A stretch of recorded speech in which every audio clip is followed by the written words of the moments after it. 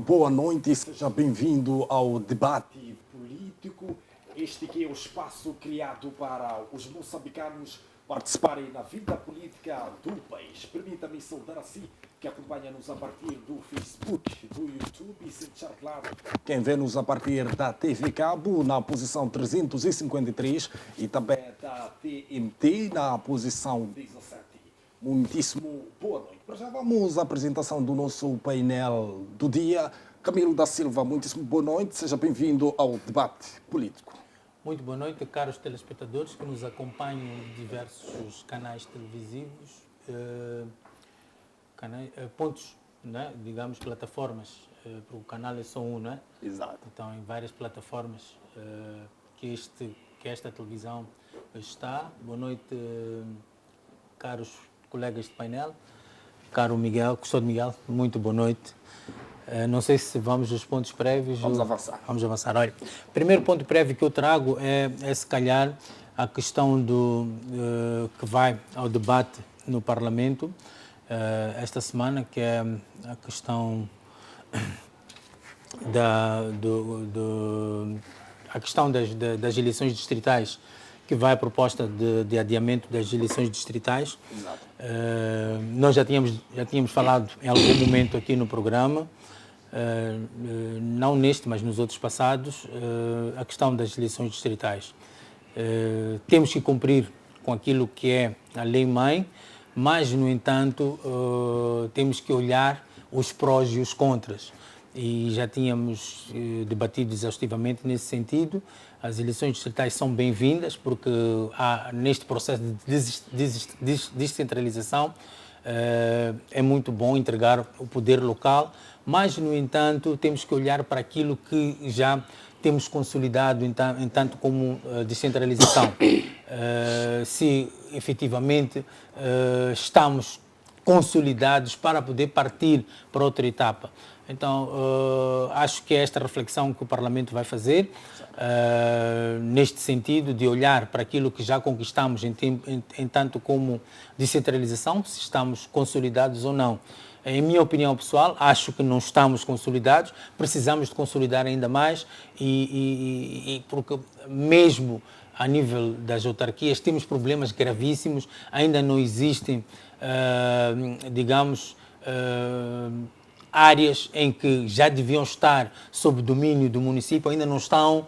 E como é que nós vamos partir para uma descentralização se ainda temos este problema de muitas áreas que ainda não estão sob a umbrella dos municípios? Falo de educação, falo da saúde, por exemplo, falo do desporto, falo da polícia, muitas coisas que ainda não estão consolidadas e nós temos que consolidar para podermos partir para outra e vermos como vamos fazer esta aplicação. Então eu acho que esta reflexão que os parlamentares vão fazer e vão chegar a um consenso para o bem do país. E o segundo ponto prévio vai para aquilo que é o processo do recenseamento que terminou há cerca de uma semana, não é? Terminou o recenseamento, estamos na fase de apuramento dos dados, já começaram a sair números. E eu acho, e convido aqui toda a sociedade civil, partidos da oposição, para estarmos juntos neste processo, para que não haja, problemas agora no início, para depois reclamarmos no futuro. 1000 vezes pararmos, consolidarmos isto, olharmos para este processo, se está bom, se não está bom, vermos como é que a gente vai levar isto da forma como está, para não reclamarmos daqui a sensivelmente 4 ou 5 meses, não é? Exato. Então, permita-me fazer esta questão. A Renamo pede adiamento do recenseamento eleitoral. Como analisa este posicionamento? Bom, eu acho que já não tem cabimento este adiamento, porque já existe uma posição por parte da instituição que tutela este processo, não é? Então, eles já decidiram, já encerrou o processo de recenseamento. Resta agora, tanto a Renamo como a MDM e até a sociedade civil, se tiver espaço para isto, olhar este processo como decorreu dentro das anomalias que a gente foi verificando ao longo destes 40 e poucos dias, não é? Vermos todas as anomalias que foram aqui detectadas, ver se existe, há espaço para continuarmos até aquilo que é o desencadear deste processo, que é a questão de 11 de outubro que nos espera, que é a questão das eleições autárquicas. Depois temos, próximo ano, a legislativa, que também este processo vai ter muita incidência para o próximo ano. Então, nós temos que olhar como o processo está feito, vermos juntos, porque só juntos, caminhando juntos, é que futuramente não possa haver, digamos, questionamentos nem equívocos a reclamar. Então, eu acho que é o momento dos partidos da oposição e mesmo a sociedade civil olhar para este processo como foi e vermos, diante de como as coisas estão, como é que a gente vai caminhar. Porque eu acho que este processo diz respeito não só àqueles partidos que têm assento parlamentar, mas também aos outros que não têm assento parlamentar, que vão participar neste processo de eleição. Então, é hora de convidar também os partidos, digamos, que não têm assento parlamentar, por isso é que eu disse sociedade civil, incluindo os partidos que não têm assento parlamentar, porque no final do dia, este processo vai incidir sobre todos nós, mesmo aqueles que vão votar, não é? Também tem que perceber se efetivamente aquele direito cívico que eles estão a exercer, se é efetivamente, digamos, dentro da lei, dentro daquilo que está regulamentado. Então, temos que olhar para este processo e eliminar aquilo que são, ou que se pronuncia como um equívoco, que possa comprometer os processos seguintes. Exato. Muitíssimo obrigado, Camilo da Silva. Augusto Pelém, muitíssimo boa noite. Seja bem-vindo. Boa noite para si, para o João Massanga, para o meu amigo Camilo, e agradecer a Deus pelo dom da vida e cumprimentar em especial os estimados telespectadores. Eu tenho como ponto prévio convidar a sociedade a refletirmos sobre os gastos que o Estado moçambicano tem feito. Muitas das vezes defende-se a diminuição dos salários, muito mais. Mas há um problema mais grave do que isso. Nós temos um governo gastador, um governo que muitas das vezes chama a sociedade a apertar o cinto, mas eles mesmo, como dirigentes, não apertam o cinto. Esses dias, eu acho que foi na quinta-feira, eu estava a passar pela Joaquim Chissano, vi a comitiva do Presidente da República que vinha de Namacha na inauguração do balcão do INSS, que eu também discordo, porque temos o secretário de Estado, temos o governador, temos o administrador, temos secretários permanentes, mas assistimos a um Presidente da República que leva uma comitiva grande. Quem teve a oportunidade de ver a comitiva, militares, carros, ambulâncias, é uma comitiva que, segundo o Estatuto Geral da Função Pública, ao sair da cidade de Maputo para a província, já é ajuda de custo. Certo. E se nós queremos baixar os gastos, ou seja, também temos que rever essas visitas do chefe do Estado, essas saídas do Presidente da República, a um local para inaugurar uma torneira, para inaugurar uma bomba de combustível, para inaugurar uma palhota, uma casa de banho. Então, tu gastas muito dinheiro para nada. Vi também a primeira-dama em Cabo Delgado, a Niassa, também a fazer gastos desnecessários. Ou seja, é o erário público, que é gasto que deveria servir para resolver vários problemas da sociedade moçambicana. Uhum. E também, nós estamos num país em que estamos a dizer, vamos apertar o cinto. A sociedade, mas os dirigentes não apertam. Temos secretário de Estado, temos chefe adjunto, diretor isso aqui, chefe disso. É tanto chefe que vais ver o que ele produz.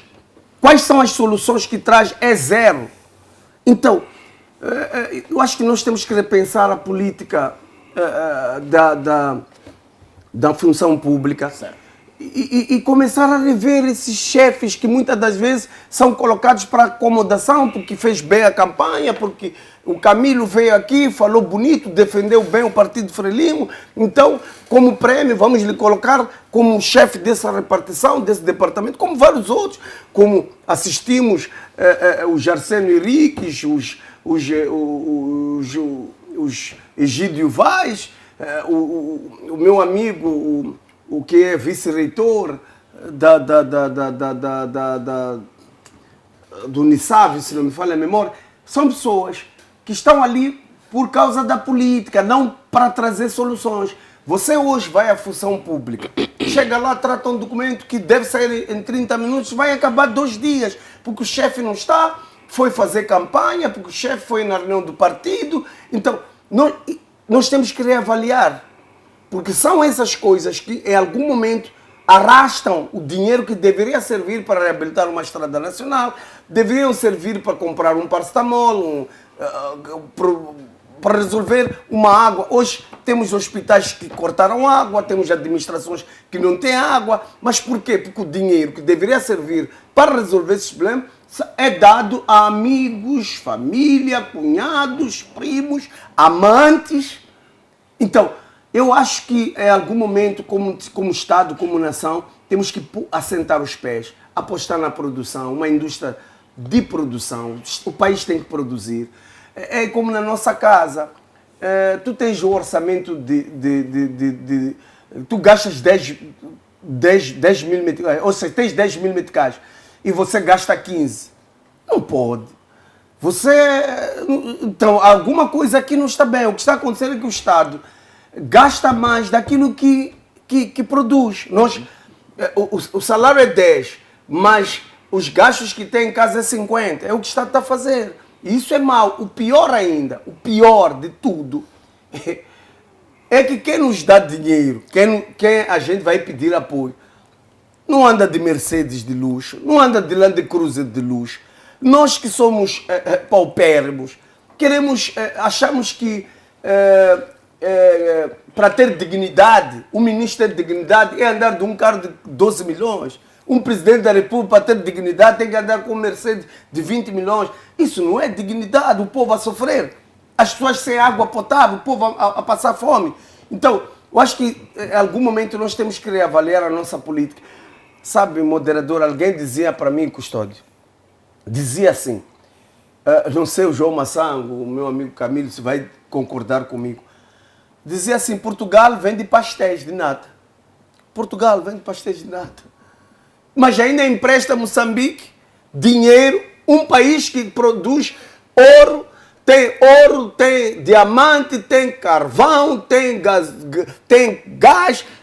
tem 2.000 milhas da costa. Epa, vamos lá. Um país que vende natas. Nós ainda nos empresta. Então, há aqui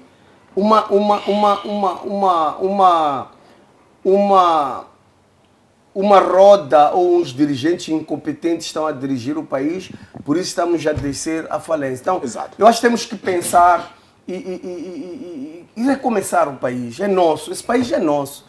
Então, nós como povo, nós como sociedade, em algum momento temos que parar e dizer esse país é nosso.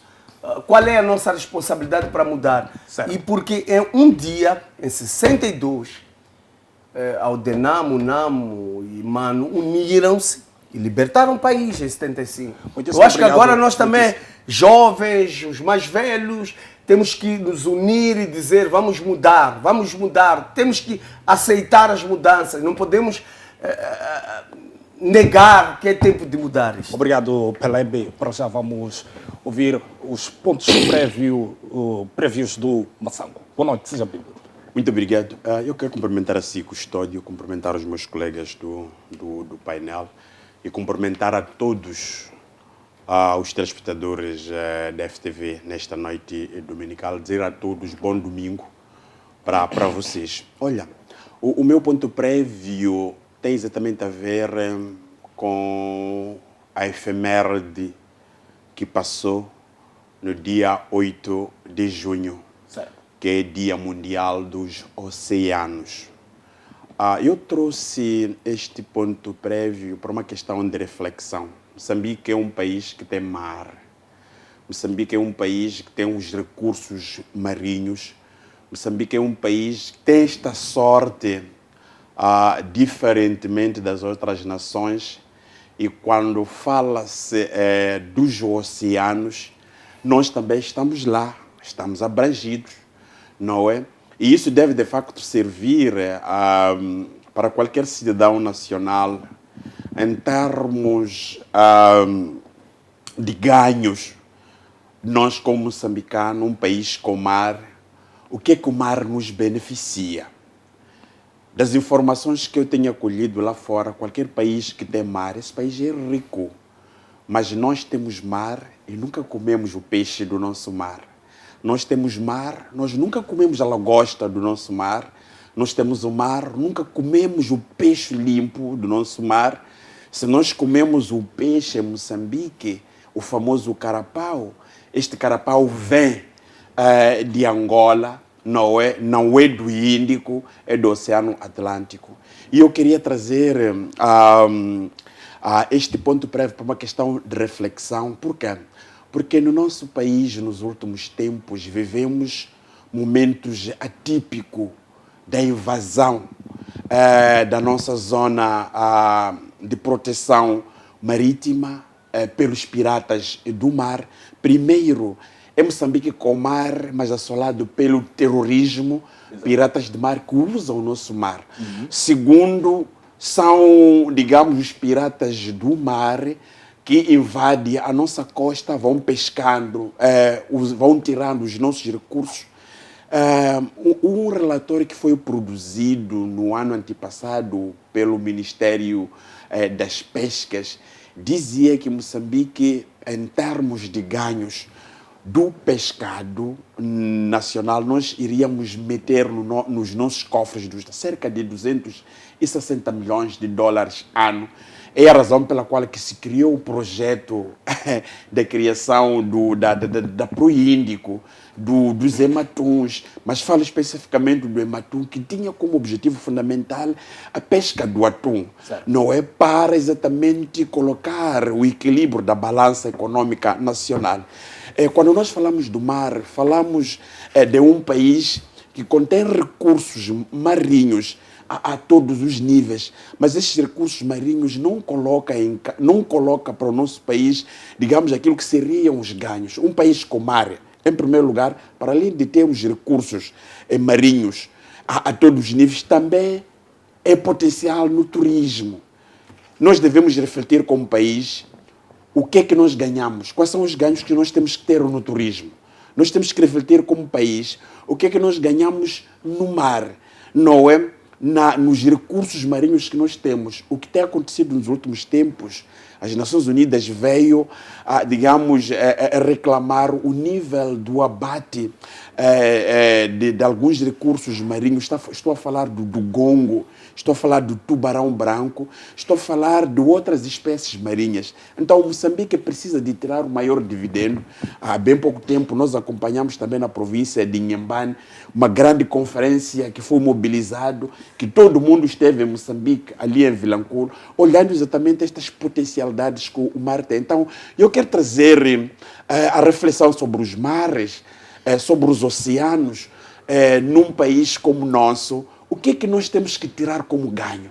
Porque um país com mar, de facto, é considerado como um país rico, mas nós, Moçambique, com mar, com os recursos minerais, estou a falar do ouro, diamante, rubis, com os recursos florestais, estou a falar da madeira, de todo tipo de gama, com os recursos faunísticos, estou a falar de rinocerontes, elefantes, kudos, gelandes, todo tipo de coisa que nós temos. Moçambique nunca tirou, de facto, proveito nisso. Então, eu estava aqui a viajar, olhando a conferência, olhando o Dia Mundial dos Oceanos e aquilo que nós, como Estado moçambicano, de facto devemos ganhar. Quero terminar dizendo o seguinte: lá para os anos 80, para quem se recorda, ninguém tomava chá sem magumba daqui da Costa de Sol. Ninguém tomava chá sem o camarão dali, da Bahia, de Sofala. Ninguém tomava chá sem o mexilhão de Inhambane. Ninguém tomava chá sem o lagostim dali de Pemba, porque são províncias com potencial em termos de recursos marinhos, e isso deve de facto servir como reflexão quando nós pensamos o Dia Mundial dos Oceanos. Muito obrigado. Muitíssimo obrigado, Massango. Para já vamos ao debate.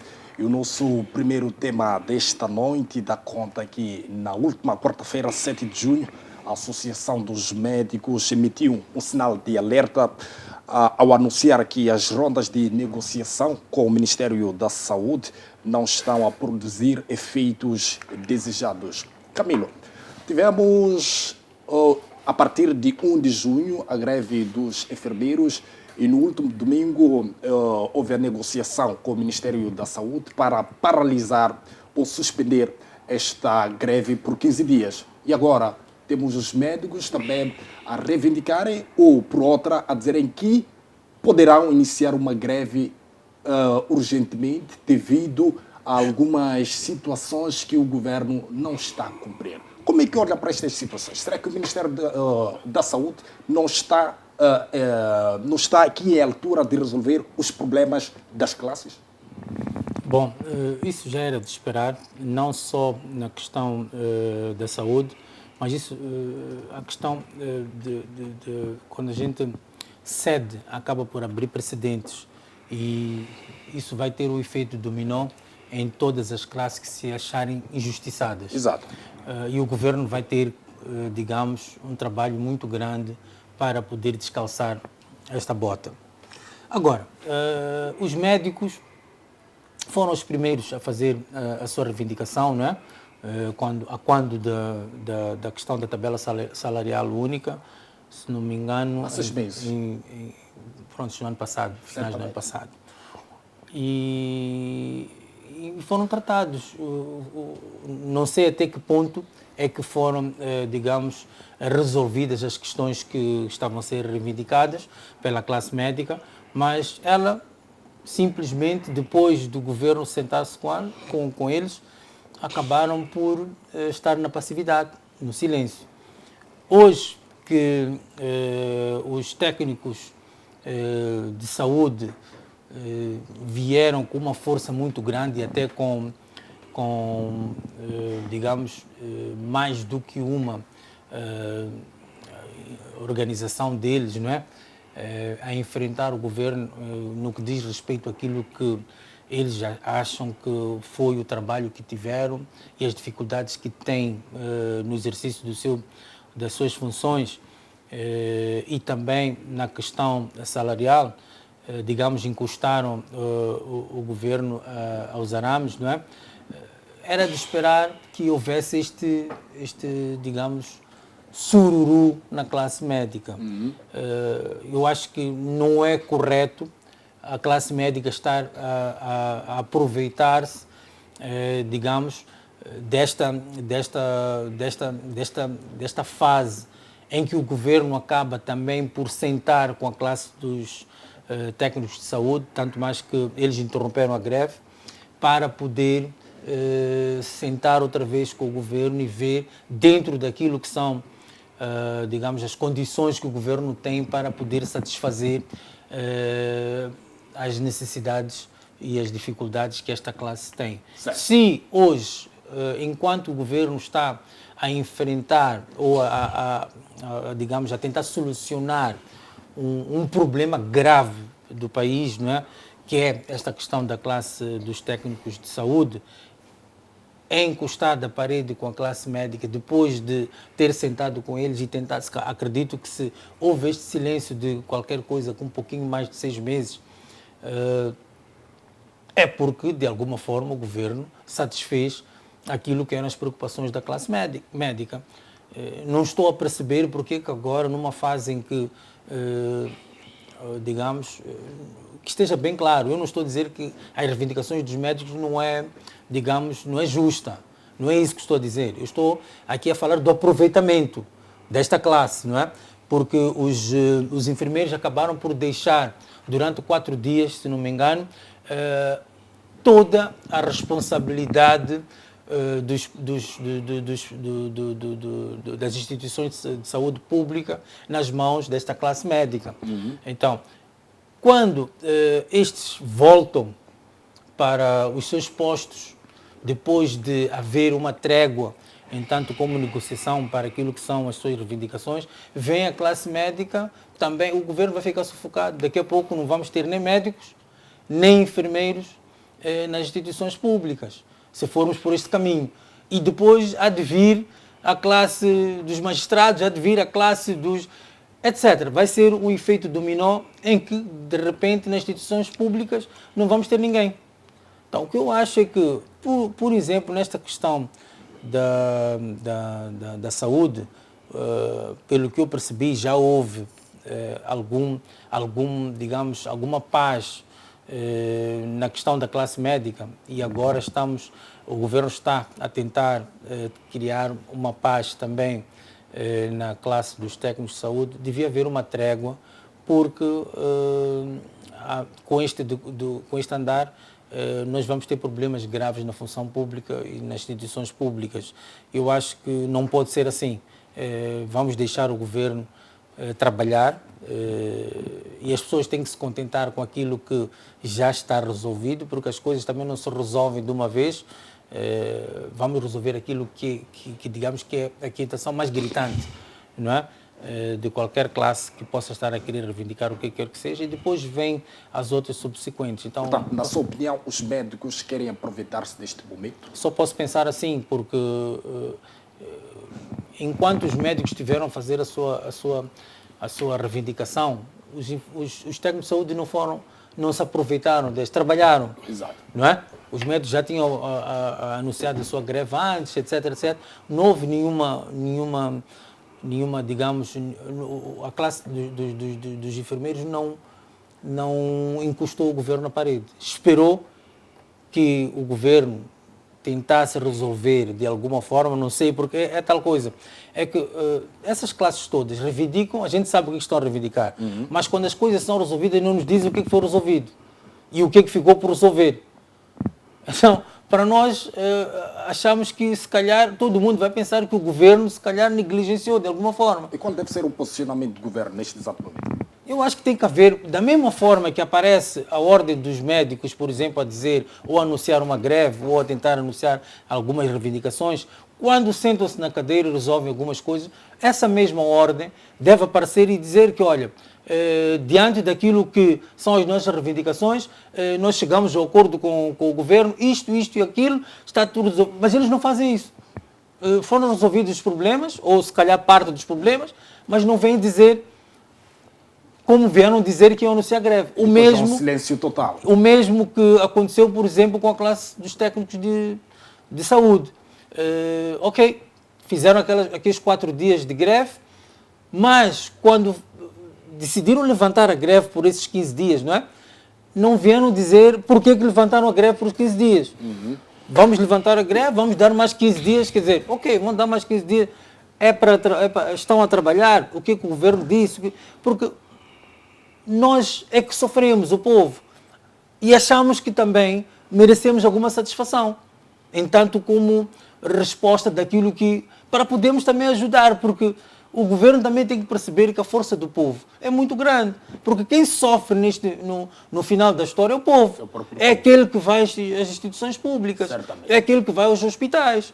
Então, como é que aquele que vai ao hospital, que padece de alguma coisa, vai dizer ao governo, senhores, estamos a pedir resolver o problema desses, porque olha o que está a acontecer. Se eles próprios não nos...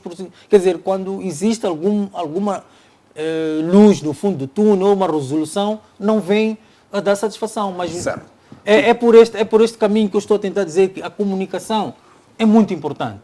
Tanto por parte daqueles que são os visados, como daqueles que têm que resolver o problema, que é o governo, neste caso. O governo também tem que trabalhar em comunicação, tem que aparecer e a dizer que, olha, neste momento o governo vai satisfazer nisto e naquilo, para nós podermos saber e se calhar se houver alguns prazos para a satisfação de outras questões que estejam por resolver, a gente saiba que até próximo ano vai-se também resolver isto. Quer dizer, ficamos todos sem saber e de repente, daqui a 6 meses, há mais um anúncio. Exatamente. Exato, muitíssimo obrigado. Pelé, alinha com o pensamento do Camilo quando diz que a Associação dos Médicos quer aproveitar-se deste momento em que o governo está a negociar com os enfermeiros? É assim, eu discordo completamente. Eu acho que falta nele coragem, talvez como sendo ele membro do Partido Frelimo, o partido está a governar o país, falta nele a coragem de dizer que temos um governo incompetente, um governo insensível, um governo que não tem sentimento. Há coisas, em algum momento temos de ser humanos, humano mesmo, o lado humano do ser humano. Eu acho que os nossos dirigentes governantes falta, além da capacidade de resolver os problemas da administração pública, também falta a parte humana. Por que chego a essa conclusão? Certo. É que é obrigação do Estado prover condições de trabalho a todas as instituições públicas. É obrigação dos governantes criar essas condições. Agora, vou dar um exemplo do que aconteceu esta semana que está a terminar hoje. O Hospital Geral da Zambésia não tem água. A FIPAC foi fechar água. Vamos lá. Na Zambésia temos lá, a FIPAC diz que tem 188 mil consumidores. Vamos lá ver, cada família tem 5. Vamos dizer, total dá 1 milhão de consumidores de água potável. A FIPAC diz que a eletricidade, há dias antes, ia cortar a energia, porque não paga. Não paga porque o hospital também não paga. A cara do governador Pio Matos, que quando ele desistiu de ser presidente do município, tinha problemas psíquicos. Agora já voltou a governador, está curado. Mas isso são outras coisas. Agora, não temos dinheiro para a FIPAC não tem dinheiro porque o hospital não paga. Estás a imaginar o problema de saúde que a província, os 1.000 consumidores, 1 milhão de consumidores vão ter. Problema de saúde, por causa de consumir água imprópria. Eu havia me esquecido. A empresa que fornece os químicos para o tratamento da água também já não quer fornecer a FIPAC, porque a FIPAC não paga. Estás a ver a cadeia da desorganização do governo. O governo não paga a água do hospital. O hospital não paga a FIPAC. A FIPAC não paga a IDM. A FIPAC não paga quem trata isso. Está a ver a cadeia? Automaticamente aquela empresa que oferece os químicos não paga os seus funcionários. Aí, não sei se está a perceber, nós temos um governo desorganizado. E porque é desorganizado, desorganiza até os privados que fornecem serviços ao Estado. E porque o Estado demora a pagar. Como é que você tem uma empresa, forneceu bens ao Estado, o Estado não te paga, você não vai pagar os seus funcionários. Automaticamente os teus funcionários não têm como sustentar a família vai virar moluene.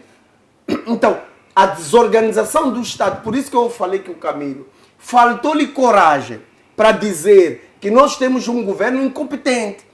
E esses médicos, sabes, aqui em Moçambique todos nós temos que sair fazer greve. Pergunto a ti, Custódio, o que está bem? Saúde está mal, os médicos estão em greve. Não tem nem luvas. Eu, Augusto Pelé, aqui no Centro de Saúde de Spamanini, fui levar meu filho para extrair dente. O técnico não tinha luvas, eu tive que comprar luvas. Agora, o que está bem? A saúde não está bem. A GOI e a UIR estão em greve silenciosa porque não tem subsídio de morte. Estão na linha da frente em Cabo Delgado, mas quando morrem não tem subsídio de morte.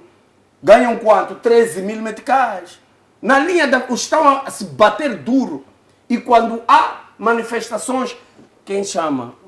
O Frelimo chama quem para ir bater uma sangue? Chama o IR, chama a GOI, mas pagam-lhes quanto? 13 mil meticais. Então, temos a GOI, temos os médicos, temos os enfermeiros, os professores nem digo, sabes? Vai ali no COB. Eu desafio a FTV para amanhã, segunda-feira, dirigir-se ali no COB, na escola primária 12 de outubro, como em várias outras escolas. Giz.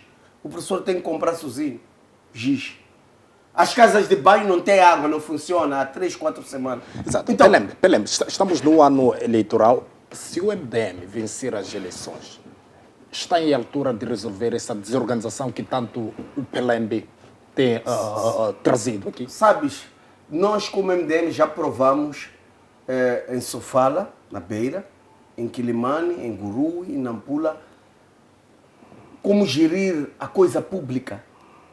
Gerir o bem público. O que falta aqui é saber gerir o bem público. O que a Frelimo está a fazer não sabe gerir a coisa pública. Fazem da coisa pública como se fosse sua coisa, com a casa dele. Fazem do país um quintal da casa deles. O presidente Inúcio, o senhor Tiago, ministro da Saúde, que na minha opinião, escuta o que estou a dizer, na minha opinião, a Procuradoria-Geral, o Gabinete de Combate à Corrupção tem que colocar aquele senhor na cadeia. Quem? O Tiago? O ministro Tiago. Estão a morrer pessoas. Cada greve dos enfermeiros morreram pessoas. Os médicos estão a fazer greve, morreram pessoas. Sabes, se fosse uma empresa privada, vamos lá, o Ministério da Saúde fosse uma tua empresa, você coloca um diretor-geral, um ministro, e a empresa não desenvolve, o que você faria com ele? Mandava embora. Substituía. Mas está ali. As pessoas estão a morrer nos hospitais. Os hospitais não têm medicamento. Os funcionários estão em greve. Nada vai, nem água vem. E estamos calados, estamos a achar que é normal. Não é normal. Exato. Massango, que avaliação faz desta situação que o Ministério da Saúde está a enfrentar neste momento? Olha, eu faço uma avaliação negativa. Por quê? Por uma razão bastante simples. Quando nós olhamos o edifício hospital, o edifício centro de saúde, ou edifício posto de saúde, nós precisamos de nos aperceber que é uma cadeia, não é de alinhamento que começa do servente ou do estafeta, aquele que faz a movimentação do expediente. Depois temos o servente, aquele que limpa onde dorme o doente, aquele que lava tira o lençol, não é? Depois temos o enfermeiro. O enfermeiro tem exatamente este papel de cuidar do doente, não é? Fazer o controle. E fora disso temos os técnicos do laboratório, não é? Os técnicos do laboratório, esses se lidam com tudo, na radiografia, nas análises, não é? A seguir, temos o médico, que é o expoente máximo no hospital. Mas fora desses, tem lá o pessoal administrativo. Queremos dizer o seguinte, quando nós falamos do hospital, olhamos toda esta gama. É todo o hospital que está doente. Olha, me faz recordar lá para os anos 1980, e eu estudei com aquele livro, O Dedo da Lila Dói. Relembro-me do Dedo da Lila Dói. Neste preciso momento aqui, em 2023, já não é dedo da Lila que dói, é o corpo da Lila que dói, é a governação, não é, que tem, de facto, estes graves problemas. Mas, na minha ótica, eu olho esses problemas e pergunto ao ministro Tiago, ao ministro da Saúde, Certo. se ele, de facto, estiver a assistir. Por quê? Porque foi o ministro da Saúde que veio publicamente dizendo que a classe dos médicos havia uma negociação, já não havia problema, não, os médicos não iriam reivindicar. Mas nós sabíamos que os médicos não estavam felizes, não estavam satisfeitos com a situação salarial que se vivia. É o ministro da Saúde que veio publicamente agora nesta manifestação dos técnicos da saúde, não, a dizer que o governo tem que criar todas as condições de negociação. Então, significa que nós temos uma cadeia de valores ao nível do hospital, que se o governo do dia não pegar essas coisas com muita ponderação, com muito cuidado, todo mundo vai protestar. Significando o seguinte, ou querendo dizer o seguinte, que há um problema de forma generalizado, não é? Porque o próprio governo abriu um precedente. Olha, Moçambique agora vai registrar greves de níveis assustadores em todos os lados. Sabe por quê? Porque o governo, as pessoas já perceberam a própria função pública, que a única forma de resolver os nossos problemas é nós nos manifestar. Mas a manifestação, eu sempre tenho dito, é um direito constitucional. Está lá, na Constituição da República, na Lei-Mãe. Quando você pega na Constituição, logo no artigo 51, diz todo o cidadão tem direito da reunião e de manifestação. Então, manifestar é um direito constitucional. Significa que todas as pessoas devem saber que a única alternativa, quando alguém vê os seus direitos violados, não é? Os seus direitos violados, a única via é exatamente esta para o governo. Manifestar é lógico. E nós estamos aqui a falar de um assunto bastante sério, os médicos. Alguém me dizia na última sexta-feira, eu não estou bem, ando com problemas sérios daqui da boca do estômago. Presumo que seja gastrite. Mas alguém me aconselhou, ir no hospital nos últimos tempos não é aconselhável. Espero que use outra forma, mas ir no hospital não é aconselhável. Está a ver? É alguém que trabalha no hospital. Está a dizer a mim que ir no hospital nos últimos tempos não é aconselhável. Sabe por quê? E isto responde exatamente à questão que o Pelembe disse. Morreram muita gente agora. E nós vivemos num estado que não responsabiliza os nossos médicos. Quando alguém morre, não é responsabilizado. É diferente, por exemplo, na Europa, em Portugal. O médico tem responsabilidade com o doente. Com o doente desde o primeiro minuto. A morte tem que aparecer porque o pessoal da saúde, o pessoal técnico, até ao médico, lutaram para salvar a vida. Mas pronto, a vida acabou fugindo naquele sujeito ali. Não é exatamente aquilo que está acontecendo no nosso país. É por essa razão, quando você chega no hospital, desculpe dizer isso aí, porque é uma preocupação. Está ali agências funerárias. Não é uma agência, são várias agências. Não é? Estão ali. Mas nos outros cantos do mundo, a agência funerária não está ao lado do hospital. Está fora do hospital. No nosso país, as agências funerárias estão ali. E você vai vendo o nível da corrida. Não é? Daqueles aí. Então, significa que todos os dias nós perdemos os nossos concidadãos. Você tem dor de dente, entrou no hospital, já não sai. Você tem dor de cabeça, que é com simples paracetamol, entra no hospital, você não sai. Você tem dor de qualquer coisa. Certo. Nós queremos trazer isto no contexto de uma questão da reflexão, porque, na verdade, este Estado precisa de fazer o restart.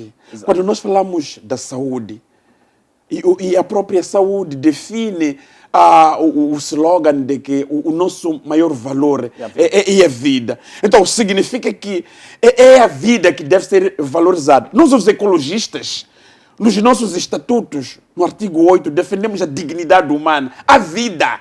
Exato. A vida. Muitíssimo obrigado. Então, quando esta vida não tem valor porque os que governam o país não olham a questão, digamos, de forma a ferir na resolução de problemas. Jornalista, só em 2 segundos. A questão da resolução dos problemas, então, nós vamos viver com um medo, mas, na verdade, eu queria alertar as autoridades. Porque qualquer país que desenvolve, qualquer país onde tem desenvolvimento, primeiro, tem que apostar na educação. tem que apostar na saúde e tem que apostar na agricultura. Quando nós deixamos o setor da saúde à deriva, vai acontecer aquilo que está ali. É que os médicos querem entrar, os enfermeiros querem entrar, todo lado. Então, ninguém vai ficar no hospital porque mesmo o servente vai chegar uma certa altura que, bom, como resolver a situação dos técnicos, agora é a nossa vez. Exato. Muitíssimo obrigado, Massango. Para já vamos passar para o nosso segundo tema desta noite, que dá conta que um relatório publicado pelos defensores dos direitos humanos em Moçambique descreve a intimidação, chantagem política e violência física como o pão de cada dia dos moçambicanos. O relatório diz que, apesar de o direito à manifestação estar na Constituição, quem ousa manifestar corre o risco de vida no país. Começando consigo, Camilo da Silva, que análise pode fazer deste relatório que traz este ponto da manifestação? Diz que quem manifestar pode correr o risco de vida no nosso país. Bom, eu não tive acesso a esse relatório, né? Procurei, depois de vocês mandarem os tópicos daquilo que é o programa, procurei o relatório e não encontrei. Mas fazendo uma análise daquilo que foram os últimos acontecimentos em relação àquilo que foi, digamos, o último grito daqueles que zelam por aquilo que são os direitos humanos, a sociedade civil e aqueles que foram visados no passado dia 18 de março. Nós já falámos aqui várias vezes em que efetivamente nós temos que olhar para aquilo que a Constituição da República preconiza, aquilo que defende a Constituição da República. Isso é uma coisa. Outra coisa é aquilo que é o exercício das autoridades em questões de, digamos, controle daquilo que é A legalidade. A legalidade e também de uma ação perante a uma, digamos, suposta manifestação, não é? Certo. Agora, eu já tinha dito aqui, alto e bom som, que aquela questão do 18 de março foi efetivamente, eu olhei para aquilo como uma situação em que podia ter tido um outro contorno, outro tratamento por parte das autoridades. Houve excesso de zelo de alguns, digamos, agentes, não sei se são da polícia ou se são de outra força, mas eu falo de excesso de zelo porque eu critico veementemente, numa primeira instância, usarmos a violência. Porque existe outra forma de podermos controlar esse tipo de situação e, melhor do que ninguém, essas forças têm essas técnicas. Acredita que foi uma forma de intimidar o povo? Não sei até que ponto intimidou, porque senão não estaríamos a discutir aqui, se tivesse intimidado. A intimidação parte do princípio de que silencia as pessoas, não é?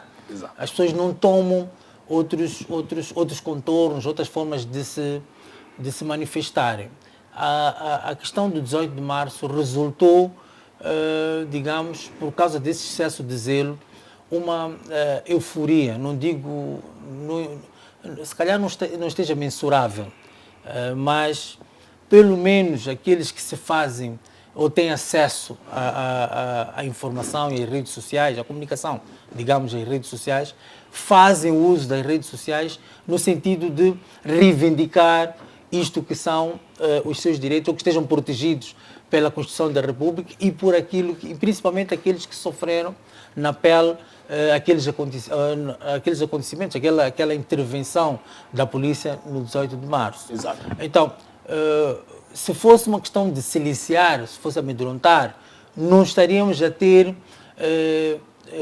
relatos, não estaríamos a ter focos de pessoas, nem da sociedade civil, organizações da sociedade civil, a fazerem seminários em torno deste processo todo que vêm-se violados os direitos do cidadão. Então, se existem esses relatos depois do episódio 18 de março, é porque não existe uma intimidação. Mas volto atrás a dizer que houve um excesso de zelo por parte de agentes da polícia, que eu acho que tem que haver outra forma de tratamento. E eu vi replicado, e acho que falei aqui nesta televisão, mesmo este excesso de zelo foi revelado num campo de futebol, em Lixinga. Depois do jogo ferroviário de Lixinga e Majed, se não me engano, em que a polícia entrou para o campo de jogos para poder controlar os ânimos por causa dos agrados dos jogadores, por causa de uma atitude ou várias atitudes do árbitro. A polícia usou gás lacrimogéneo dentro do campo de jogos. Sinceramente, até onde nós chegamos. Portanto, está a virar uma moda. É exatamente o que estou a dizer, um excesso de zelo. Quer dizer, há outras manifestações, quer dizer, digamos, confrontos, problemas de jogadores, árbitros, não sei o quê, acontecem em todos os estádios que nós principalmente que acompanhamos o futebol. Exato. Mas nunca vimos uma polícia de intervenção entrar armado como se ali fosse um jogar campo de gás batalha, lacrimogéneo. primeiro, com armas de batalha, para um campo de jogos. Futebol é festa. Então, o que esta força não tem outra forma de conter ânimos? Nós vemos os confrontos nos outros países, vimos no Brasil, vimos na França, em Paris, vimos a polícia primeiro, antes de usa Jatos de água. primeiro contém-se com aqueles escudos para poder ver se consegue dominar. Camilo, na sua E opinião, depois usa os jatos de água. E só depois já começa com as balas de borracha e os gás lacrimogéneos. Então, Exato. Camilo, na sua opinião, será o problema da polícia ou desta força ou de quem manda a polícia? Para tirar gás por lacrimogéneo. mais que haja um comando, dizer, olha, vamos deter esta manifestação, A força devia a desobedecer. força tem técnicas para fazer isso. É isso que eu estou a dizer. Eles abdicam das técnicas que têm, que aprenderam, para poder contar e usam a coisa que é mais fácil, para não ter mais trabalho. Então, para mim, eu acho que aquele que está no comando destas forças, ou tem que haver uma outra linguagem para transmitir àqueles que vão ao terreno, porque o que estou a perceber é que quando diz vamos atuar, não sei quais são os termos que se usam em termos militares e policiais, mas acredito quando há uma voz do comando, temos que deter, temos que controlar, temos que deter, não sei como é que eles falam. Mas existem técnicas. Aqueles que vão ao terreno têm que usar aquilo que aprenderam. E nós aqui debatemos exaustivamente a questão da polícia estar preparada em termos falamos que a especialização. Tem que haver brigadas de especialização para conter uma manifestação, tem que haver brigadas de especialização para isto e para aquilo. Nós não podemos mandar aqueles que vão à guerra, por exemplo, irem conter uma manifestação. O resultado é aquele. Portanto, a nossa polícia não está preparada para resolver problemas com uma manifestação. Pelo que eu estou a perceber dos outros acontecimentos, não. Vão em estado de alerta Para máximo. combater. Máximo. Se você vai para um campo de jogos para ir disparar, então nós batemos no chão. Exato, É isso que nós estamos a tentar dizer, é que a polícia tem que olhar para onde está. Para quem vai, digamos, eu vi há dias, se não me engano foi ontem, um jovem que esteve na manifestação do 18 de março, e acredito que foi do jovem que se mostrou nas imagens na altura que esteve estendido no chão. Inocêncio Manique. Não sei o nome dele, mas vi um depoimento dele ontem nas redes sociais em que ele dizia que morreu naquele dia. O jovem que perdeu. Não. Tem um que perdeu, sofreu um maxilar, está a fazer até um tratamento É dentário. aquele que sofreu olho mesmo. Exato. É aquele É que o sofreu? mesmo, É o sim, mesmo, é o ok. É o mesmo. Pronto, não me situei. Eu olhei para o depoimento do jovem. É um depoimento forte. Quando ele, em dado momento, afirma que não tem medo da morte. por aquilo que passou. Para mim, não estou preocupado neste momento com aquilo que foi a manifestação. Estou preocupado com aquilo que causou, o impacto que causou psicologicamente naquela pessoa. O depoimento dele, para mim, é forte. Ele fala, apesar de haver outros contornos, mas eu não queria entrar por aí, vou para a questão humana. Não é? Olhei para o depoimento do jovem e vi um jovem revoltado, vi um jovem... Então, nós como sociedade, nós como governo, em que em algum momento olhamos que houve um excesso de zelo, ele a dado momento diz que não recebeu uma chamada, não teve um conforto, não teve um apoio do governo. Eu não sei se nós tínhamos que fazer este tratamento das pessoas que se manifestaram como se fossem criminosos. Eu até acredito que os criminosos também têm um direito, não é? De serem poder... acarinhados. Exato. Não digo acarinhados, mas digo tratamento. Não é? Este jovem reclama isto, em que todo o tempo em que esteve sob cuidados, etc., e até agora continua segundo o depoimento dele, não houve uma aproximação a quem de direito. Exato. Então, Muitíssimo para obrigado, mim, Camilo. eu O acho nosso tempo que, já está a fugir. para mim, eu acho que há esta falta. Nós somos um país e quem é o futuro deste país são os jovens, não é? Se nós não acarinharmos esses jovens, não protegermos esses jovens, não chamarmos esses jovens para nós, digo este jovem, estou a multiplicar esse jovem por milhões de jovens que este país tem, Certo. que sofrem de vários problemas. Exato. Então, como governo, nós temos que chegar perto deles e perceber efetivamente aquilo que são os problemas destes jovens para podermos resolver. Então, não estou a dizer para nos preocuparmos com o Inocêncio, né? Exato. Com o Inocêncio, mas olharmos para a mensagem dele. Vamos olhar para a mensagem do Inocêncio. Certo, muitíssimo obrigado. Camilo, Peleme. Bem, é assim, a manifestação é um direito constitucional. E quando eu olho para a nossa realidade, olho para esse relatório, está claro que o relatório descreve aquilo que está acontecendo na nossa realidade. Uhum. Nós temos um Estado autoritário que pensa que impedir com que as pessoas se manifestem, pensa que está a se impor, pensa que está a fazer um bom trabalho. Ao contrário, está a adiar a bomba atômica.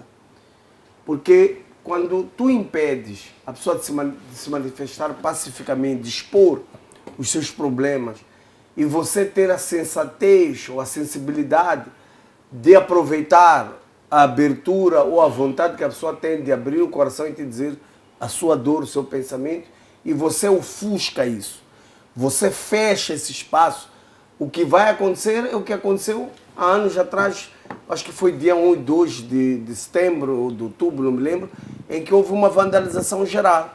O que vai acontecer são as mortes nos hospitais, termos polícias a roubarem, a assaltarem, termos polícia de trás a extorquir pessoas, ter nos hospitais indisciplina, porque as pessoas não têm espaço para expor os seus problemas, serem ouvidos sem nenhuma tortura. Uhum. Sabes que muitos enfermeiros foram ameaçados, foram torturados, foram ligados com os dirigentes, serem ameaçados porque que não foi trabalhar, porque que está a fazer greve, porque que está a expor o seu pensamento. E veja que o governo faz isso para depois não resolver nem os problemas que as pessoas estão a viver. Depois vai nos chamar de vândalos, vai nos chamar de indisciplinados, de tudo mais. Mas porque o governo não dá espaço para que as pessoas se manifestem livremente e digam aquilo que sentem no coração. Não é verdade quando o Camilo diz que não há ameaça. Há ameaças, sim. Nós fomos marchar no dia 18, que o Diga passaram gás lacrimogêneo em cima de nós, para pessoas desarmadas. Gás lacrimogêneos, bala de borracha. Mas o que aquelas pessoas fizeram? O que significa quando você vai colocar quando há uma presunção de uma marcha, colocam blindado nas estradas, caem nas estradas, aquilo que não fazem em Cabo Delgado, o armamento que dizem que não tem Cabo Delgado para combater insurgentes, tem aqui para ameaçar pessoas. O que é isso? É ameaça. Portanto, o povo sente-se intimidado. Sem dúvidas, aqui não há liberdade de expressão, aqui não há direito à marcha. A marcha para Frelimo é crime. A marcha aqui na República de Moçambique para o Partido Frelimo é crime. E é caricato. Quando é para saudar o presidente Inhusso, o presidente Guebuza, quando é para marchar pelo JM, a autorização não é problema. O problema é quando a sociedade quer se manifestar para dizer os seus problemas. Sem arma, sem nada. Agora, o que me preocupa a mim, como moçambicano, é que este governo, Grupo Camilo, vão usar aquele polícia que comigo luta ali na barraca do Humberto para comprar rabo de galinha. Filamos juntos ali para lutar para comprar patinha de galinha. Usam esse polícia. Esse senhor que está me assistindo, que é sargento, é oficial, é usado. Mas no final do dia está comigo a grevar, a passar fome, a subir chapa, my love, a nos apertarmos juntos ali, mas ele que é usado. E é usado porque ele é cúmplice. Eu falava com algumas pessoas próximas que muitas das vezes nós moçambicanos não somos vítimas da Frelimo, nós somos cúmplices. Que não faz sentido um polícia que sabe que o vínculo que ele tem não é com o Partido Frelimo, com o Estado moçambicano, e ele tem um vínculo com a Constituição da República, não com ordens obscuras. Não é justo alguém sair da casa dele e dizer que vai prender Massango. O que Massango fez? Mas o polícia, cegamente, há de sair e deter Massango, ele colocar na cela. Se ele não pergunta o que Massango cometeu, não tem ordem judicial, não tem mandato, mas porque quer agradar o senhor Bernardino, quer agradar o primeiro secretário do partido, vai lá correr. Então, depois é o mesmo polícia, é o mesmo cidadão da UIR da GOI, é o mesmo juiz, é o mesmo médico, é o mesmo professor, que amanhã vai chorar conosco e dizer que está a sofrer.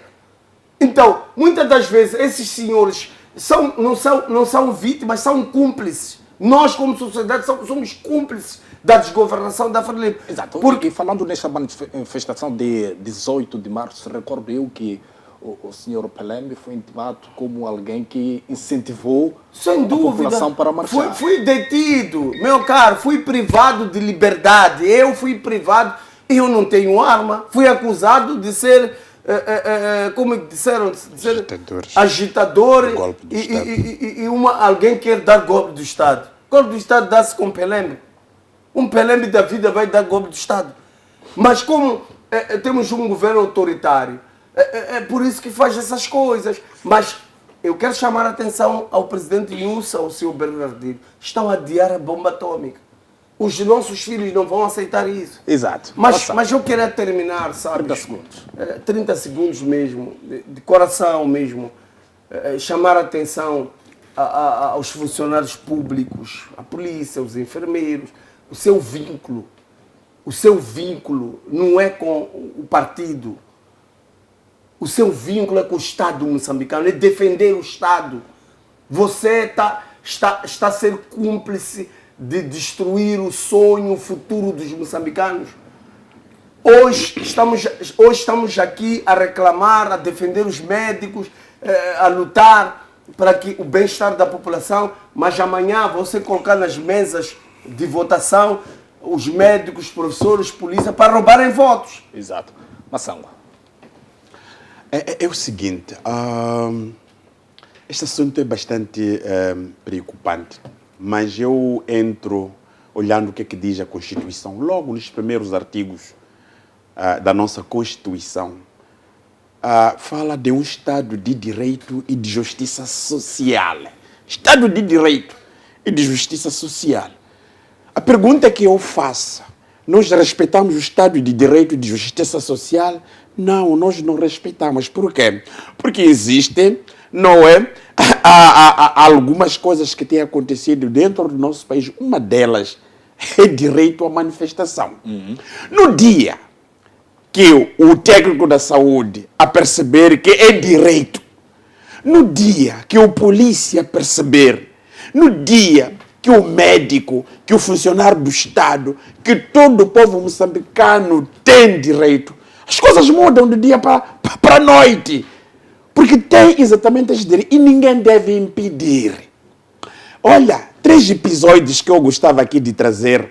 Em 2016, no segundo ano do mandato do presidente Nyusi, quando se despoleta esta coisa das dívidas ocultas, e nessa altura dizia-se que em Moçambique as greves não têm tido sucesso. Por quê? Porque são greves sem rostos. E eu disse, se o problema é exatamente este, eu vou lá. Eu convoquei a greve, convoquei a manifestação em março de 2016. Eu fui vítima, levei porrada. Adiaram a manifestação das dívidas ocultas, das informações que circulavam em todo o mundo de Moçambique na mídia internacional por causa das dívidas ocultas. Mas as mesmas dívidas ocultas tiveram julgamento. E ninguém já se recordava, nessa altura, que não, houve um cidadão chamado João Massango que ia provocar uma manifestação nacional por causa das dívidas ocultas.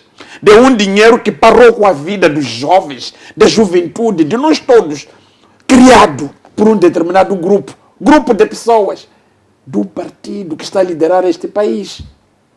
O segundo aspecto, na África do Sul, há um cidadão chamado Mido Macia, que foi arrestado em plena cidade de Johannesburg, até a morte. Quando nós queríamos manifestar, a Polícia da República impediu. Na altura, quem era diretor da ordem, é o atual comandante-geral da polícia. Nós convocamos uma manifestação para protestar de um cidadão moçambicano que morreu, e nós fomos impedidos. Não é? Nós vemos o nosso cidadão a morrer lá fora, mas nós queríamos. Então, eu comecei a perceber que este Estado é um Estado de ditadura. Este governo de ditadura que não respeita os preceitos constitucionais. Em nenhum dia, com todas essas irregularidades, essas ilegalidades, vimos o Conselho Constitucional, a Procuradoria-Geral da República, o Presidente da República, que é garante da Constituição, a dizer que não, vamos deixar o povo manifestar. Qual é o papel da polícia? O papel da polícia é da ordem e a tranquilidade pública. A polícia não tem nem competência de impedir que o povo se manifeste, mas a polícia tem que estar lá para garantir a ordem e a tranquilidade pública. Sabe o que está acontecendo nas outras manifestações dos outros relatórios que foram produzidos no nosso país? Ordem política, ordens superiores. Quem é que dita as ordens? De onde é que vem as ordens superiores? Vem do MDM? Não. Vem do Partido Ecologista? Não. Vem do governo. E quem governa é Frelimo. Então, significa que nós vivemos um dilema quando nós falamos das manifestações, porque num estado como este, em que o estudante não pode manifestar, estudantes universitários não podem manifestar, há uma irregularidade que está acontecendo na universidade, os estudantes estão para manifestar, está lá a polícia para impedir. O cidadão nacional, pacato, aquele que sente a injustiça, não é, daquilo que está a acontecer sobre a governação, as políticas públicas da governação, porque o povo provou-se conhecimento, caros moçambicanos, dizia aqui perfeitamente o meu colega Pelé, nunca alguém manifesta quando não vê as injustiças em seu redor. Se manifesta é aquela pessoa que vê as injustiças, e a única forma de fazer entender aquela ali é de facto. Então, nós estamos numa situação no meu país que não é este primeiro relatório sobre o impedimento das liberdades fundamentais. Porque uma coisa que eu devo dizer é o seguinte: se em Moçambique nós somos impedidos de exercer as liberdades fundamentais plasmadas na Constituição, então significa que os que governam o país não têm domínio da Constituição. Os que governam o país não querem que o povo se manifeste. Os que governam o país impedem que o povo exerça o seu direito da cidadania. É por essa razão, quando a gente fala de manifestações, muita gente fica alérgico. Muita gente fica alérgico. Um dia, aqui nesta televisão, houve um ping-pong, eu e o meu colega do painel, Camilo. Mas, se nós voltarmos na intervenção do Camilo hoje, ele apresenta uma intervenção contra o mesmo facto. Mas eu acredito que Deus sempre foi bom, porque quando alguém caminha num caminho errado, ele é trazido à ribata para de facto repensar. Não é bom, em primeiro lugar, a gente colocar o nosso povo em defesa de interesses obscuros, manifestação do direito constitucional. Então, tem muita coisa que de facto tem acontecido e eu sou da opinião que o povo moçambicano não deve ser impedido de exercer o seu direito porque alguém quer de facto fazer aquilo para agradar ao seu chefe, impedir. E se nós perguntarmos à polícia, olha, eu estou triste por uma razão bastante simples. Até hoje, a Polícia da República, ao nível mais alto, aquela que nós vimos adjunto comandante-geral, depois dessas manifestações de 18 de março, citar nomes. O meu nome, o nome do Pelembe, o nome de Sela, que é de Manuel de Araújo, o nome... Olha, em qualquer estado do mundo, quando cita-se o nome, essas pessoas viram um perigo à própria sociedade.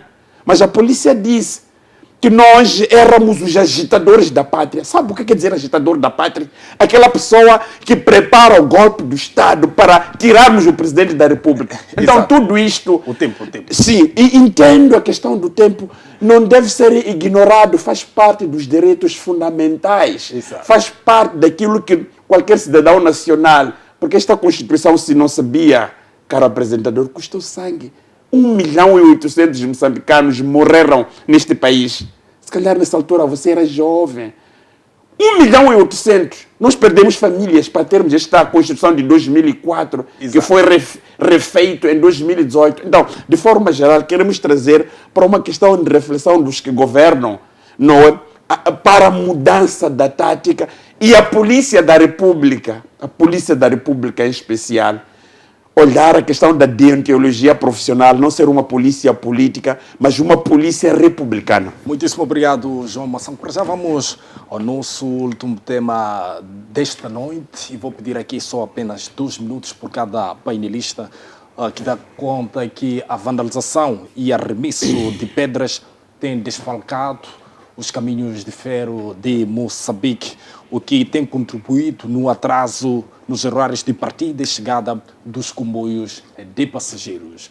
Camilo, que análise faz do comportamento da população ao arremessar as pedras e vandalizar as linhas, neste caso, os caminhos de ferro de Moçambique? Bom, eu acho que isto é um assunto que já vem se arrastando há muito tempo, não é de hoje. Mesmo já se ouvia relatos na questão dos comboios que faziam transportes comerciais, não sei se diz, de carga, não é? Os comboios de carga que até o Caminhos de Ferro tinham que apostar em polícias em segurança privada para estarem em cima das carruagens, falo na questão do açúcar, não é? Que é arroz, açúcar, etc., que era transportado, que aí vinham para o nosso porto, depois tinham que ser transportados. Agora, os Caminhos de Ferro, a empresa Caminhos de Ferro de Moçambique, reclama ataques até a comboios ou carruagens de passageiros, certo. Não é? Eu acho que isto é aquilo que é a degradação social que nós temos, em que as pessoas já não têm amor por aquilo que até lhes favorece, não é? É um trabalho social muito grande que tem que ser feito a nível de... Por exemplo, Caminhos de Ferro é uma empresa muito grande e se quer este problema resolvido tem que haver um envolvimento de sociólogos, de psicólogos, etc., para ir perceber este fenómeno que existe ao longo de onde os caminhos. E eu acredito até que sejam atitudes de pessoas de menor idade, crianças, jovens, etc. Então, temos que perceber este fenómeno social. Isto é uma coisa de ciência, não é uma coisa de nós olharmos de ânimo leve. E em países, nas condições como as nossas, digamos, já não se usa o termo vias de desenvolvimento, né? Mas em países como o nosso, já há estudos sociais para que este tipo de atitude, ou outros até se calhar piores, sejam mitigados, não é? Encontra-se maneira de ocupar essa camada de pessoas com outros afazeres, sejam culturais, sejam através de bibliotecas, algum a fazer.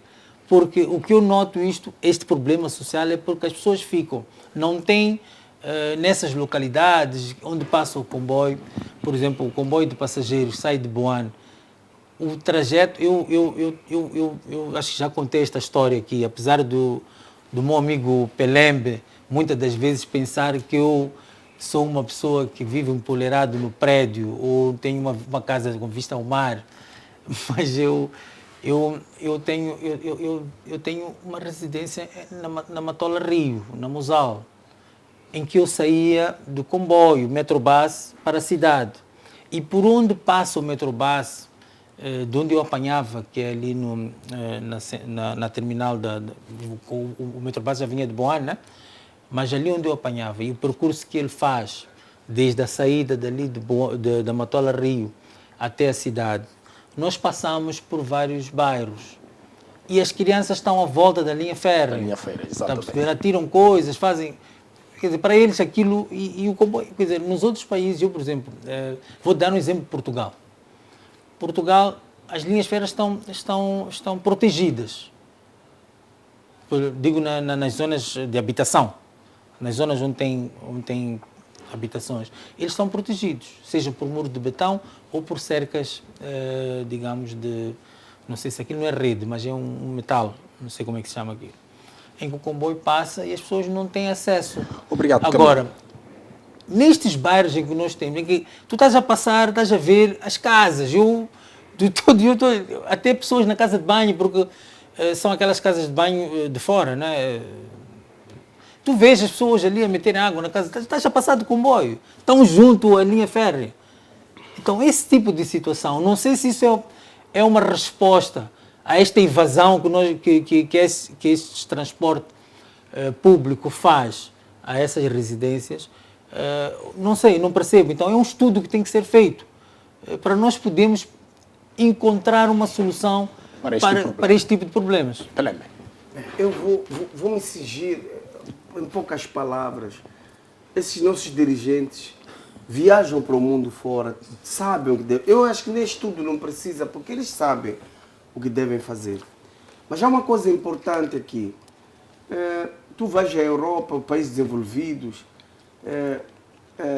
tu entras no metro ou num comboio, tu vais ver que as pessoas têm um cartão, passam ali, mas tu podes entrar, não há de vir nenhum polícia.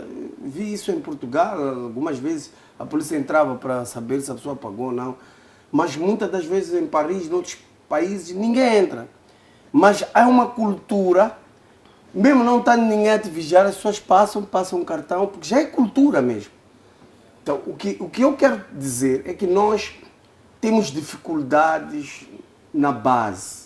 Nós não temos políticas para levar para o cidadão ter uma cultura de valorizar o seu país, de valorizar os impostos, de valorizar aquilo que é seu.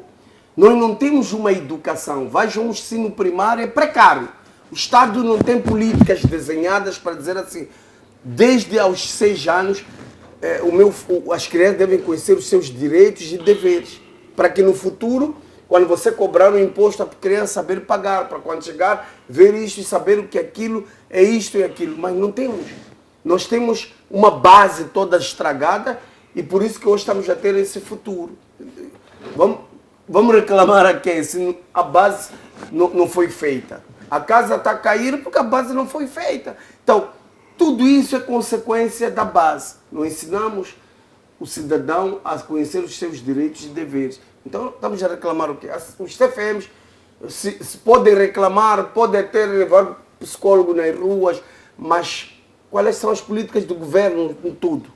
Para educar as crianças, para educar a sociedade? Não temos. Então, eu acho que temos que começar a repensar como o Brasil um dia repensou quando ensinou as crianças a conhecerem os seus direitos e deveres para que a partir da base possa se construir o que vem a posterior. Exato. Passando. Muito obrigado. Na verdade, é um tema muito sério, porque esta questão da educação da sociedade, na minha ótica, até pode ser através, por meio da ciência, e também pode ser por meio da arte e cultura. Eu só quero recuar para 1980. Há um músico já falecido, chamado Eugênio Cavela, cantou a seguinte música: Ingela nishivuvu twane nipongwe, kasi shitwala kwine, leya shipurwe nivonja, vanyimela shitimela, Chavulombe, Avashwapi. Esta música, nos anos 80, foi uma retórica da educação da sociedade, daquilo que exatamente acontece quando nós debatemos. O Camilo fala do estudo, eu até concordo com ele, mas nós tivemos pessoas que no passado já alertavam este perigo, daquilo que acontecia ali nos caminhos de ferro. Um outro dado importante, eu fui funcionário dos caminhos de ferro durante 20 anos. Os caminhos de ferro tinham uma força lá dentro dos caminhos de ferro, que tinha como a superintendência a Polícia da República, que visava reduzir o nível do roubo, do escândalo, primeiro nas infraestruturas ferroportuárias. Porque sofreram muito ao longo dos anos. Pessoas roubavam o quê? Aquelas pedras de construção, roubavam aqueles metais, não é, para assegurar a manutenção da própria linha férrea, aqueles tabletes, aqueles ferros de arremessos. É por essa razão nós tínhamos ali o chamado vieio obra, que tinha exatamente este papel de andar a fazer a fiscalização, ou fazia a fiscalização. Por quê? Porque nós vivemos numa sociedade que muitas das vezes esta questão da educação social, e sobretudo de uma empresa da dimensão dos CFM, porque o roubo registra-se em todo lado. Até hoje, nós temos indivíduos, por exemplo, quando entra a pedra, o carvão mineral, vindo de Moatize para ali na Carvoeira, tem pessoas que roubam. Eles sabem que o comboio de carvão passa a hora X, estão lá. E muitas das vezes, nessa época, esses roubos já haviam reduzido de forma significante. Por quê? Porque os caminhos de ferro tinham a segurança, exato, não é? Que estava colocada em todo lado, e de pessoas formadas. Porque um outro grande problema, só para terminar a minha intervenção, 10 segundos. Em 10 segundos, é a questão da formação específica. Hoje, na Polícia da República, temos a Polícia Lacustre e Marítimo. Sabe qual é a função desta polícia? É de fiscalizar e controlar todas as pessoas que criam as irregularidades nos recursos marinhos. Tem a Polícia Florestal. A Polícia Florestal serve. São questões específicas. Então, eu quero trazer isto por uma questão de reflexão, porque, na verdade, há um desmando total, mas que, por outro lado, aqueles valores que nós tínhamos no passado, exato, foram se perdendo. A polícia, as Forças Armadas têm, de facto, um papel bastante importante, mas é preciso que nós focalizemos em certas áreas e as pessoas terem conhecimento e domínio que esta polícia tem como seu papel exatamente para esta área. Mas ele é polícia, assim como fez os caminhos de ferro no passado. Camilo, 15 segundos. Bom, eu só queria recuar historicamente esta questão da cultura. O Massango levantou aqui uma coisa curiosa. Eu se lhe perguntar que idade é que ele tinha quando ouviu a música do Eugênio Sim, Macavelo, ele vai dizer tinha 14 anos. Sim. Então, nós sofremos um gap cultural no processo daquela luta, daquela guerra de destabilização. Um gap cultural muito grande. E não recuperamos. A democracia, Cultura, a democracia estou a também falar cultura em contribuiu. todas as vertentes. A democracia também contribuiu muito, Mas eu Camilo. estou a recuar historicamente em questão de gap cultural, em que tu podias ir recuperar. Eu quando, a dado momento, o Ministério da Cultura tentou buscar a cultura na questão das indústrias criativas e culturais, eu até achei aquilo uma coisa boa, porque estás a resgatar aquilo que é a cultura.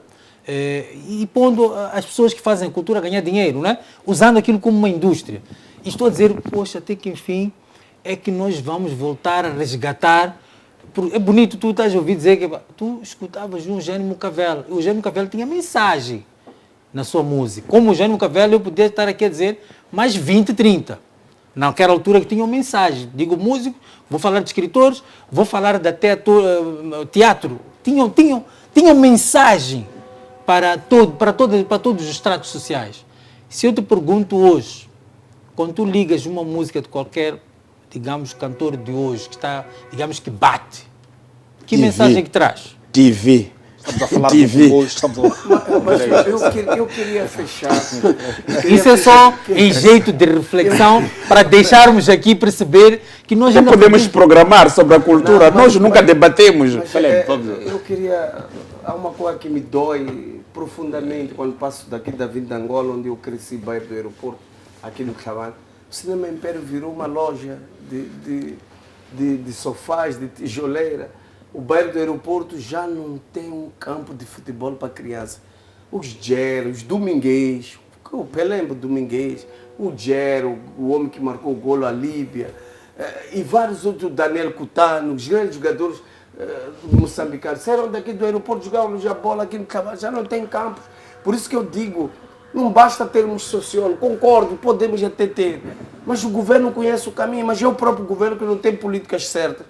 Fez do Cinema Império, que podíamos chamar as crianças para assistir um filme, um teatro, uma cultura, uma dança, para ocuparem a mente. Fechamos. Aonde vamos jogar bola aqui no Cavalo? Meus sobrinhos vão jogar aonde? Bola ali no Cavalo. Se todos os campos foram vendidos com o seu comite David Simão. Exato. Muitíssimo obrigado, amigos. Já não temos tempo para mais. Camilo, começo consigo. Últimas considerações. Bom, em jeito de últimas considerações, nós temos que fazer exatamente uma reflexão muito grande daquilo que nós queremos deste Moçambique. Principalmente, temos que olhar de onde a gente veio e para onde a gente vai. Eu digo sempre isto, nós temos que ter conteúdo. O conteúdo não quer dizer necessariamente em termos de coisas materiais. O conteúdo é um conteúdo nosso, interno, é espiritual, é uma bagagem. Então, vamos olhar para aquilo que a gente quer deste Moçambique, vamos apostar para este Moçambique de mãos dadas, livre de opções partidárias, livre de crenças religiosas, livres de tudo isto. Vamos olhar todos de mãos dadas e vermos o que a gente quer deste Moçambique propriamente dito. Vamos dar as mãos e acredito que juntos nós, livres deste apegar de questões políticas, deste assunto de peçonhento, de apontar os dedos às pessoas, vamos olhar para aquilo que é o bem maior, que é Moçambique. Vamos olhar para Moçambique e vamos lutar por este Moçambique. Vamos fazer com que este Moçambique saia destas discussões todas que nós trazemos para aqui. Exato. Como é que a gente vai fazer isso? É o TPC para cada um. Muitíssimo obrigado, Camilo da Silva. Quero agradecer pela sua presença nesta edição de 11 de junho de 2023. Massango, últimas considerações. Não, eu quero agradecer o debate. É muito bom em algumas ocasiões quando nós nos encontramos. O debate é isto. Exato. O debate é trazer a resenha do passado, transformar isso, não é? Este país tem muito para dar. Mas para dar é preciso, em algumas ocasiões, que nós abandonemos as diferenças. alguns slogans. Sabe o que divide o povo moçambicano? São slogans. Se você não é nosso... Isso é que mancha. É preciso que o povo moçambicano comece a pensar melhor aquilo que nós queremos para desenvolver este país com todas as potencialidades que nós temos. Será que vamos nos dividir por causa de gás, por causa de rubis, por causa... E por que nós não buscamos aquilo que são as potencialidades, não é? Sairmos daqui porque somos moçambicanos. Dizia o Pelembe nos pontos prévios que em 1962 homens reuniram de movimentos. Não estará na hora de orarmos a hora de Mondlane, de Machel, de Pachonoapa e de tantos outros, de Nhlakama, Matsangaíce. Mas o grande problema é este: quando você cita alguns nomes, então começa a criar nervos. Obrigado, Massango. Pelembe. Bem, a única coisa que eu chamo a reflexão é a cumplicidade que nós estamos a ter para a desgraça de Moçambique. Exato. E às vezes a gente reclamamos, assistimos ao recenseamento, assistimos governantes desonestos e dissemos que estão a roubar, estão a enganar, mas no final do dia somos nós a ir votar para a continuidade deste. Agora, a questão é, estão lá a governar por culpa de quem? Alguém é ministro, sai água turva, é ministro das obras públicas, sai água turva, é ministro da saúde, não tem medicamento, não tem nada do Estado. Depois já de vir visitar o nosso bairro, saímos lá, começamos a cantar, a dançar para aquele senhor. Se ele governa mal, a culpa é de quem? É nossa. Então, nós, em algum momento, apoiamos a incompetência, apoiamos a desonestidade, e depois reclamamos. Eu acho que temos que ter coragem de decidir, de escolher os melhores filhos para dirigir esse país, e aceitarmos as mudanças. Não concordamos ontem, falhamos ontem, agora não podemos falhar de novo. Exato. Muitíssimo obrigado, Pelembe, muitíssimo obrigado ao estimado internauta e telespectador que esteve a acompanhar este belíssimo debate nesta noite de 11 de junho de 2023. Nós ficamos por aqui com promessas que a voltar no próximo domingo. Uma boa noite para si e até lá.